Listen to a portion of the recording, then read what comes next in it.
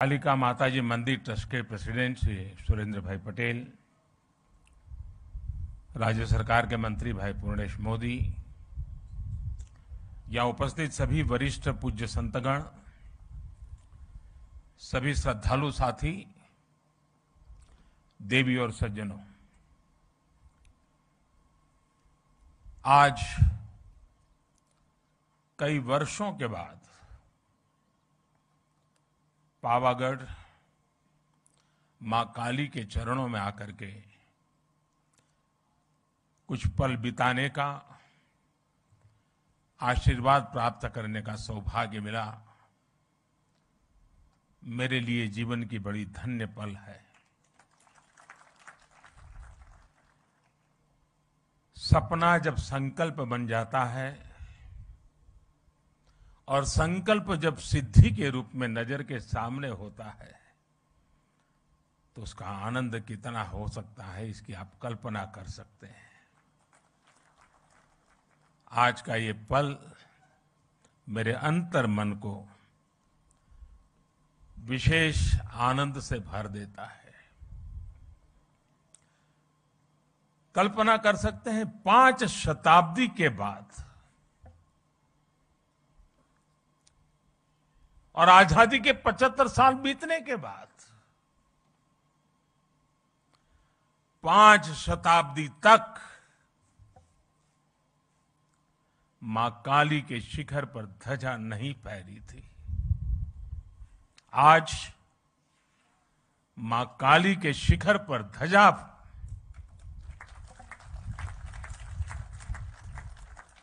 ये पल हमें प्रेरणा देती है, ऊर्जा देती है और हमारी महान परंपरा और संस्कृति के प्रति समर्पित भाव से जीने के लिए हमें प्रेरित करती है। आज से कुछ ही दिन बाद इसी महीने के अंत में गुप्त नवरात्रि शुरू हो रही है। गुप्त नवरात्रि से ठीक पहले पावागढ़ में मां काली का ये शक्तिपीठ, महाकाली मंदिर अपने भव्य और दिव्य स्वरूप में हमारे सामने है। शक्ति और साधना की यही विशेषता होती है।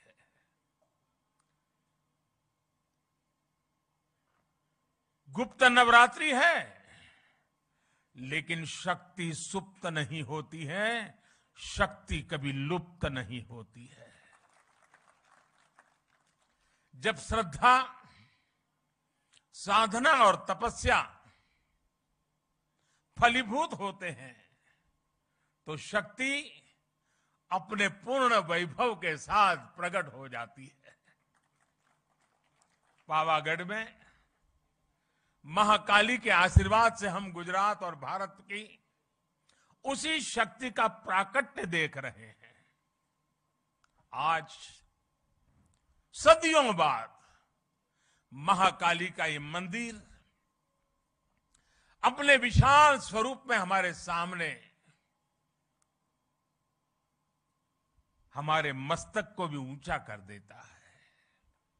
आज सदियों बाद पावागढ़ मंदिर में एक बार फिर शिखर पर ध्वज फहरा रहा है।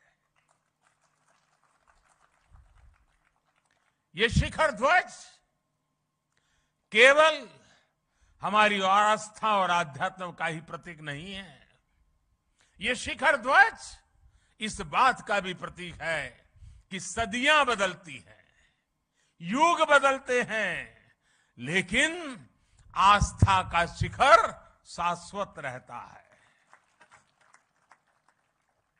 भाई और बहनों, अयोध्या में आकर आपने देखा होगा, भव्य राम मंदिर आकार ले रहा है। काशी में विश्वनाथ धाम हो या फिर मेरे केदार बाबा का धाम हो, आज भारत के आध्यात्मिक और सांस्कृतिक गौरव पुनर्स्थापित हो रहे हैं। आज नया भारत अपनी आधुनिक आकांक्षाओं के साथ साथ अपनी प्राचीन धरोहर को भी, अपनी प्राचीन पहचान को भी उसी उमंग और उत्साह के साथ जी रहा है। हर भारतीय उस पर गर्व कर रहा है। हमारा ये आध्यात्मिक स्थल हमारी श्रद्धा के साथ साथ नई संभावनाओं के भी स्रोत बन रहे हैं। पावागढ़ में मां काली का मंदिर का पुनर्निर्माण हमारी इसी गौरव यात्रा का एक हिस्सा है। मैं इस अवसर पर मां महाकाली के चरणों में नमन करते हुए आप सभी को हृदय से बहुत बहुत बधाई देता हूं। आज का ये अवसर सबका साथ, सबका विश्वास और सबका प्रयास का भी प्रतीक है। साथियों, अभी मुझे मां काली मंदिर में ध्वजारोहण और पूजन अर्चन का सौभाग्य मिला है। मां काली के दर्शन करते समय मैं सोच रहा था कि आज मां काली के चरणों में आकर क्या मांगू। मां काली का आशीर्वाद लेकर इतिहास गवाह है, स्वामी विवेकानंद जी मां काली के आशीर्वाद लेकर के जन सेवा से प्रभु सेवा में लीन हो गए थे। मां मुझे भी आशीर्वाद दे कि मैं और अधिक ऊर्जा के साथ और अधिक त्याग और समर्पण के साथ देश के जन जन का सेवक बनकर उनकी सेवा करता रहूं। मेरा जो भी सामर्थ्य है, मेरे जीवन में जो भी कुछ पुण्य है, वो मैं देश की माताओं बहनों के कल्याण के लिए, देश के लिए समर्पित करता रहूं। गरवी गुजरात इस समय इस गरवी गुजरात की धरती से, मां काली के चरणों से मैं देश की आजादी के अमृत महोत्सव का भी स्मरण करता हूं। साथियों, गुजरात ने जितना योगदान देश की आजादी की लड़ाई में दिया है, उतना ही योगदान देश के विकास में भी दिया है। गरवी गुजरात भारत के गर्व और शान का पर्याय है। गुजरात ने भारत के व्यापार का भी नेतृत्व किया और भारत के आध्यात्मता का भी उसे संरक्षित करने का पूरा प्रयास किया। सदियों के संघर्ष के बाद जब भारत आजाद हुआ तो हम गुलामी और अत्याचार के घावों से भरे हुए थे। हमारे सामने उस अपने अस्तित्व को फिर से खड़ा करने की चुनौती, उसको लेकर के हम खड़े थे, लड़े थे। भारत के इस सांस्कृतिक आजादी की शुरुआत भी सरदार साहब के नेतृत्व में गुजरात से ही हुई थी। सोमनाथ मंदिर का पुनर्निर्माण राष्ट्र के पुनर्निर्माण के संकल्प के रूप में हमारे सामने आया। पावागढ़ और पंचमहाल आज सोमनाथ की उस परंपरा को आगे बढ़ा रहा है जिसने गुजरात को पूरे देश में पहचान दी थी। आज जो ध्वजा फहराई गई है वो केवल महाकाली मंदिर की ध्वजा नहीं है, बल्कि गुजरात और देश के सांस्कृतिक गौरव की ध्वजा भी है। पंचमहाल और गुजरात के लोगों ने सदियों से इस मंदिर की भव्यता के लिए प्रयास किए। अब सोने से बड़े इस कलश के साथ इस मंदिर से जुड़ा वो सपना पूरा हुआ है। आज पावागढ़ और पंचमहाल की तपस्या सिद्ध हुई है। पंचमहाल और इस क्षेत्र में पुराना तो मुझे याद है, आज की परंपरा मुझे उतना पता नहीं है, लेकिन जो पुराना मैं जानता हूं, जब भी कोई शादी विवाह होता था तो इस मंदिर में सबसे पहले भक्त आकर के शादी का जो निमंत्रण पत्र होता था वो मां के चरणों में रख देता था। और मुझे पता है उस समय तो जो यहां पुजारी और पंडित लोग हुआ करते थे, वो शाम की आरती के समय दिन भर जितने ऐसे निमंत्रण आए हैं उसको पढ़ करके मां को सुनाते थे, भक्ति भाव से सुनाते थे। सुरेंद्र काका कह रहे हैं आज भी चल रहा है। बाद में आशीर्वाद में माता की तरफ से मंदिर से जिन्होंने निमंत्रण भेजा है उसे उपहार भी जाता है। कितना बड़ा सौभाग्य। और परंपरा लंबे अरसे से चली आ रही है, लेकिन माता ने इस बार हम सबको आज सबसे बड़ा उपहार दिया है। माता के दरबार का कायाकल्प और ध्वजारोहण, मैं समझता हूं हम भक्तों के लिए, शक्ति उपासकों के लिए इससे बड़ा उपहार क्या हो सकता है। और मां के आशीर्वाद के बिना यह संभव भी कहां हो सकता है। यहां श्री काली का मंदिर को लेकर जो कार्य हुए हैं उसमें एक खास बात और है। महाकाली मंदिर का इतना भव्य स्वरूप दिया गया, लेकिन इस पूरे काम में गर्भगृह में मूल स्वरूप अक्षुण्ण रखा गया। इसे सेवा यज्ञ में गुजरात सरकार, पवित्र तीर्थ यात्रा विकास बोर्ड और ट्रस्ट के लोगों ने मिलकर काम किया।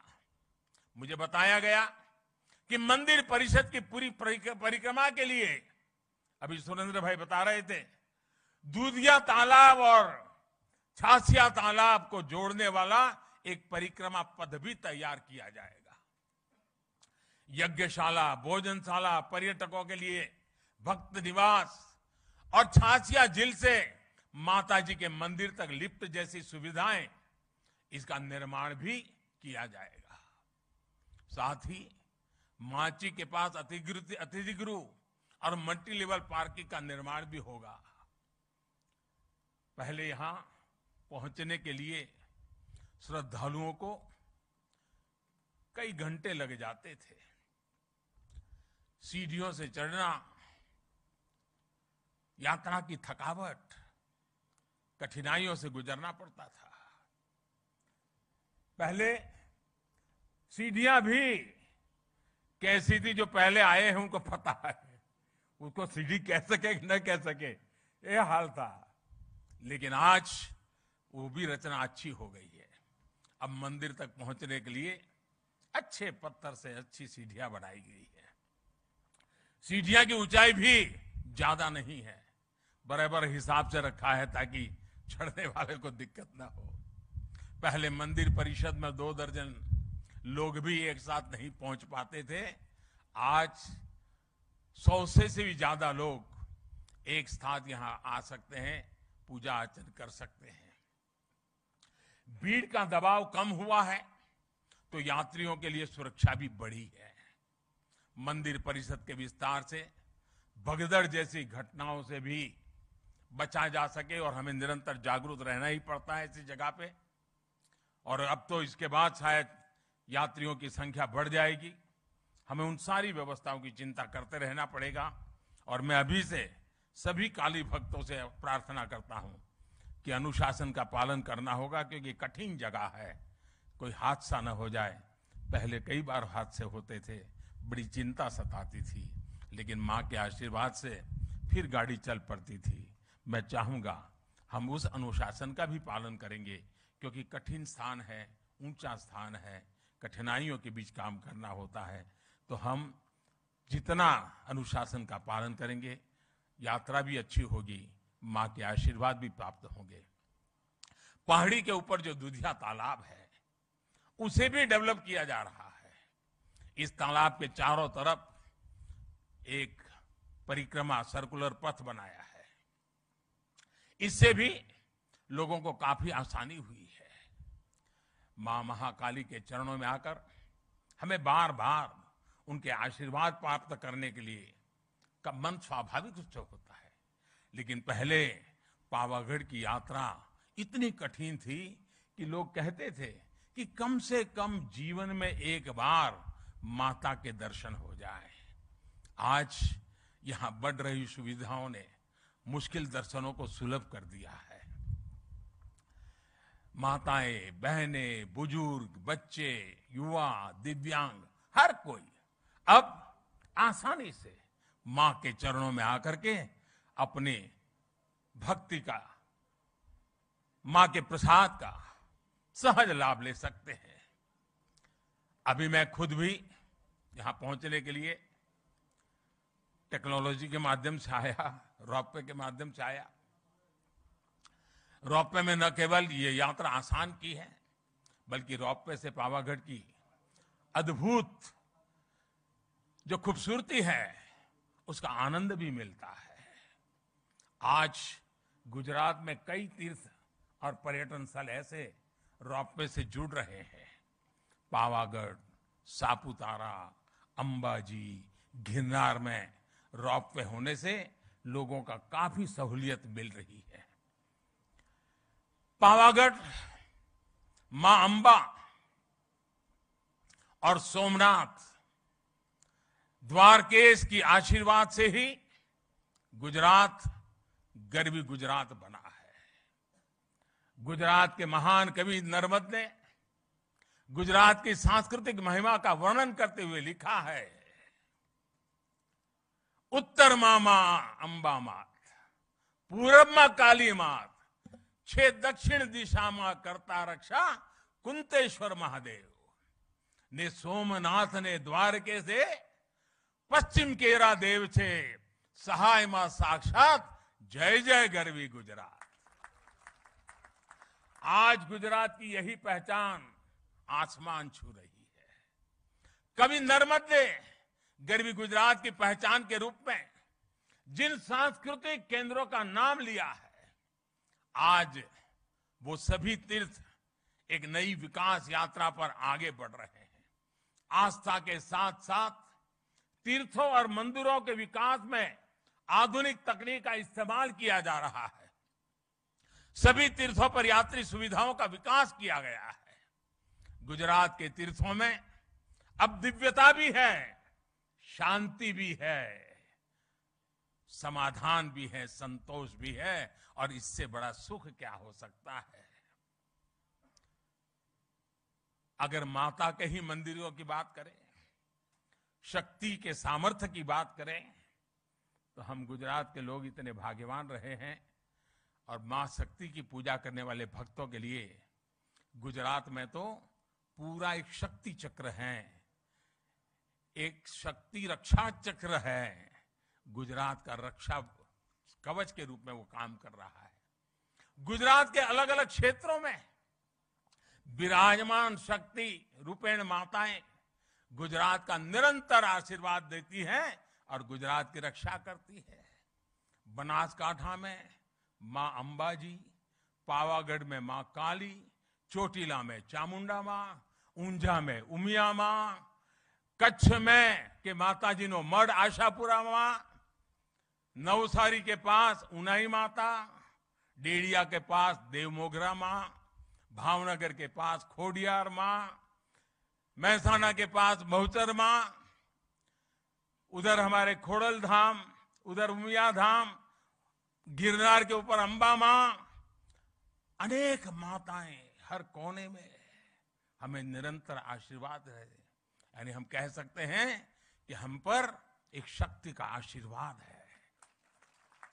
अंबाजी में गब्बर फुट हिल्स, अभी हमारे भूपेंद्र भाई वर्णन कर रहे थे, 3D वीडियो प्रोजेक्शन मैपिंग की शुरुआत की गई है। साथ में महाआरती भी शुरू की गई है। केंद्र की प्रसाद योजना के तहत गब्बर तीर्थ का पुनरुद्धार भी किया जा रहा है। अंबाजी मंदिर परिसर के विकास की योजना पर भी काम चल रहा है। कोटेश्वर महादेव मंदिर, रिंछड़िया महादेव मंदिर जैसे पुण्य स्थानों का विकास भी किया जा रहा है। अभी कुछ समय पहले मुझे सोमनाथ मंदिर में भी कई विकास कार्यों के लोकार्पण का अवसर भी मिला था। द्वारिका में भी घाटों, यात्री सुविधाओं और मंदिरों के सौंदर्यीकरण पर भी काम किया गया है। पंचमहाल के लोगों से मेरा आग्रह होगा, बाहर से जो भी श्रद्धालु यहां दर्शन करने आए, उनको आप अपने राज्य के इन सभी स्थानों पर जाने के लिए जरूर कहिएगा। माधोपुर में जहां भगवान श्री कृष्ण और रुक्मिणी का विवाह हुआ था, वहां रुक्मिणी मंदिर का पुनर्विकास भी किया जाएगा। अभी अप्रैल के महीने में जैसा भूपेंद्र भाई ने बताया, हमारे राष्ट्रपति जी ने माधवपुर गेट मेले का उद्घाटन करके वो स्वयं यहां आए थे। तीर्थों का ये विकास केवल आस्था के विकास का विषय तक से ही सीमित नहीं है, बल्कि हमारे तीर्थ समाज की गतिशीलता और राष्ट्र की एकजुटता के भी एक बड़े महत्वपूर्ण जीवंत प्रतीक है। इन तीर्थों और मंदिरों में आने वाले श्रद्धालु अपने साथ कई नए अवसर भी लेकर आते हैं। किसी भी क्षेत्र में पर्यटन बढ़ता है तो रोजगार भी बढ़ता है, इंफ्रास्ट्रक्चर का भी विकास होता है। हमारे तीर्थ यात्रियों को स्थानीय संस्कृति से तो परिचित करवाते ही हैं, स्थानीय कला, कौशल, शिल्प का भी प्रचार प्रसार होता है। हम सभी इस बात के गवाह हैं। हमारा केवड़िया, वहां का हमारा Ekta Nagar, statue of unity, उसके बाद वहां पर्यटकों की जो संख्या बढ़ी है, आज दुनिया में महत्वपूर्ण पर्यटन क्षेत्रों में वो एक डेस्टिनेशन के रूप में जाना जाने लगा है। दुनिया में उसने भी जगह बना ली है। इसी तरह सुविधाएं बढ़ने के बाद काशी विश्वनाथ धाम और चार धाम यात्रा में भी श्रद्धालुओं की संख्या नित नए रिकॉर्ड बना रही है। इस बार तो केदारनाथ में अभी तो कुछ ही सप्ताह हुए हैं, सारे रिकॉर्ड तोड़ दिए हैं, इतने यात्री वहां पहुंचे हैं। पावागढ़ के विकास से मंदिर में आने वाले श्रद्धालुओं की संख्या बढ़ेगी, तो उसका लाभ बड़ौदा हो, पंचमहाल हो, इस पूरा हमारा वनवासी पट्टा हो, हमारे आदिवासी भाई बहन हो, सबके जीवन में एक बहुत बड़ी ताकत भरने वाला है। जो श्रद्धालु मंदिर में आएंगे वह यहां से विरासत वन भी जाएंगे। विरासत वन प्रकृति, पर्यावरण, परंपरा और आयुर्वेद जैसे विषयों पर देश के लिए एक बड़ा आकर्षण और प्रेरणा का केंद्र बन सकता है। इसी तरह आर्कियोलॉजिकल पार्क और पावागढ़ किला के लिए भी आकर्षण बढ़ने वाला है। विकास ये कार्य पंचमहाल को देश में प्रमुख पर्यटन स्थल के रूप में उभरने में मदद करेंगे। पावागढ़ में अध्यात्म भी है, इतिहास भी है, प्रकृति भी है, कला संस्कृति भी है। यहां एक और मां महाकाली का शक्तिपीठ है, तो दूसरी ओर जैन मंदिर की धरोहर भी है। यानी पावागढ़ एक तरह से भारत के ऐतिहासिक विविधता के साथ सर्वधर्म समभाव का केंद्र रहा है। यूनेस्को ने चांपानेर के पुरातत्व स्थल को विश्व धरोहर वर्ल्ड हेरिटेज के रूप में इस साइट को दर्ज किया हुआ है। यहां बढ़ता हुआ पर्यटन यहां की पहचान को भी और मजबूत करेगा। पंचमहाल में पर्यटन की संभावनाओं के साथ साथ यहां के युवाओं के लिए बड़ी संख्या में नए अवसर तैयार होने वाले हैं। हमारे आदिवासी भाई बहनों के विशेष रूप से रोजगार के नए अवसर आने वाले हैं। आदिवासी समाज की कला, संस्कृति और पारंपरिक कौशल को भी नई पहचान मिलने वाली है। और हमारा पंचमहाल तो बैजू बावरा जैसे महान गायकों की धरती रहा है। वो प्रतिभा आज भी यहां की मिट्टी में है। जहां विरासत, वन और संस्कृति मजबूत होती है, वहां कला और प्रतिभा भी पल्लवित होती है। हमें इस प्रतिभा को भी उभारना है, नई पहचान भी देनी है। चांपानेर वो जगह है जहां साल 2006 में गुजरात का गौरव बढ़ाने वाली ज्योतिर्ग्राम योजना की शुरुआत हुई थी। मैं जब मुख्यमंत्री बना तब लोग मुझे कहते थे, साहब कम से कम शाम को खाना खाते समय बिजली मिले इतनी व्यवस्था करो। यही मां काली के चरणों में बैठ करके हमने ज्योतिर्ग्राम योजना से गुजरात में और देश में पहली बार 24 घंटे घरों में बिजली पहुंचाने में सफलता प्राप्त की थी। और तब उस समय के हमारे राष्ट्रपति श्री एपीजे अब्दुल कलाम जी उस कार्यक्रम में आए थे और उनके कर कमलों से हमने उसको लॉन्च किया था। ज्योतिर्गाम योजना ने गुजरात के विकास में एक नया अध्याय जोड़ा। इस योजना की वजह से गुजरात के लोगों को 24 घंटे बिजली मिलना शुरू हुआ। पावरगढ़ का नाम ही एक प्रकार से हवा का गढ़ है। यहां वासुदेव की विशेष कृपा रहती है। मुझे विश्वास है कि हमारे सांस्कृतिक पुनरुत्थान और विकास की जो हवा पावागढ़ में बह रही है, इसकी महक भी पूरे गुजरात और देश में पहुंचेगी। इसी भाव के साथ मैं महाकाली के चरणों में एक बार फिर मेरा नमन करता हूं। आप सभी को भी एक बार फिर बहुत बहुत शुभकामनाएं देता हूं। અને આજે જ્યારે માં કાળીના ચરણોમાં આવ્યું છું ત્યારે ગુજરાતનો વિશાળ ફલક અને અન્ય રાજ્યોથી પણ માં કાળીના ભક્તોની અનગિનત સંખ્યા ખૂબ શ્રદ્ધા સાથે અહીંયા આવતી હોય છે। એ શ્રદ્ધાળુઓને પણ અનેક અનેક શુભકામનાઓ આપું છું, કારણ એમણે જે સપના જોયા હશે, એમના પૂર્વજોએ જે સપના જોયા હશે, એમના પૂર્વજો જે આશા સાથે આવતા હતા અને નિરાશ થઈને પાછા જતા હતા, આજે એમના સંતાનો એમના પૂર્વજોને પણ કહી શકશે કે આપે ભલે કષ્ટ વેઠ્યા હોય પણ હવે યુગ બદલાણો છે। હવે માં કાલી પૂરા ગૌરવ સાથે આપણને આશીર્વાદ આપી રહી છે। એવી જ એક ભાવના સાથે ફરી એકવાર આપ સૌને ખૂબ ખૂબ શુભકામનાઓ। સૌ ટ્રસ્ટી મંડળને, ગુજરાત સરકારને, ભૂપેન્દ્રભાઈના નેતૃત્વમાં થયેલા કામોને હૃદયથી બિરદાવું છું। આપ સૌને ખૂબ ખૂબ શુભેચ્છા આપું છું। ખૂબ ખૂબ ધન્યવાદ।